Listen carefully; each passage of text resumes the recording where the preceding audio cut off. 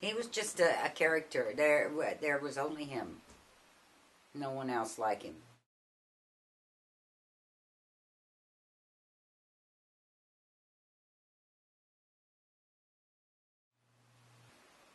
I loved everything he loved. You know, he grew up with the horses, and that's what I wanted, and he was into that big time, and so we were pretty darn close. He lived on the farm with his grandpa and grandma, and he'd get up out of bed and put on his overalls, no shoes, and go help the farm hands, because they had said they had wheat and barley and oats and corn and hay that they did for their jacks and jennies and their draft horses.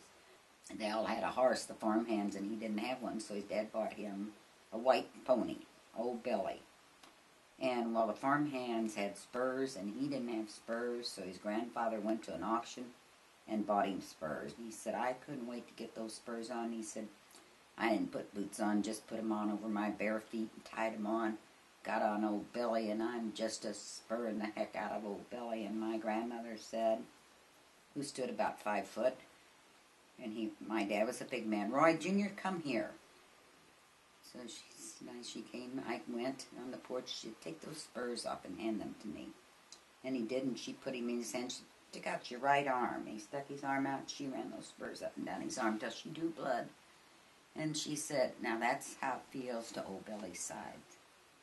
And they went in his bedroom, and she said, tack that nail up right there. And she said, now hang those spurs up there. And he said, now I expect to see them every time I walk in your room. That's where they're going to be. He said, they never came off my wall again. So his early schooling from his grandmother meant a lot. And I think his compassion for families that didn't have much probably came from her. My mother, when I was born, almost lost her life. And so they were never going to have another child because he did not want to take that chance with her. And when she became pregnant 4 years after me with the second child, he was distraught over it. And she had no problems, but no more. That was it. And they didn't have any more children. And he could have had oodles of kids because he was like the Pied Piper with kids roaming around. I became a teacher, and I think that in teaching with kids, it was his teachings that helped me with children. He tried with all kids for them to be loved. He kept handy in his truck, in the glove compartment in his truck, and people would yell, Mr. Pearson, Mr. Pearson. And he'd stop on the street, and kids would open the door, and they could each have a piece of candy. They all knew where it was. And then he would tell kids, they'd say, we want to ride your horses.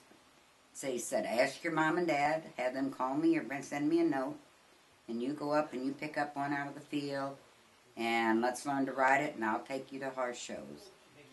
He did that. He bought the horses and the ponies for the kids to ride, and he took them to the horse shows. He had a big stock truck that loaded 12, and he took them all to the horse shows, and everybody got to ride.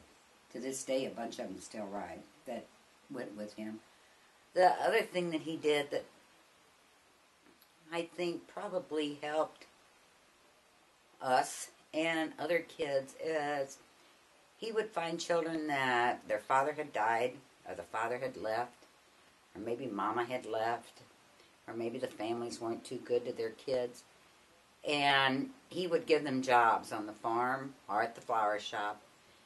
And he treated them like his children. They went wherever he went and did whatever he wanted to do.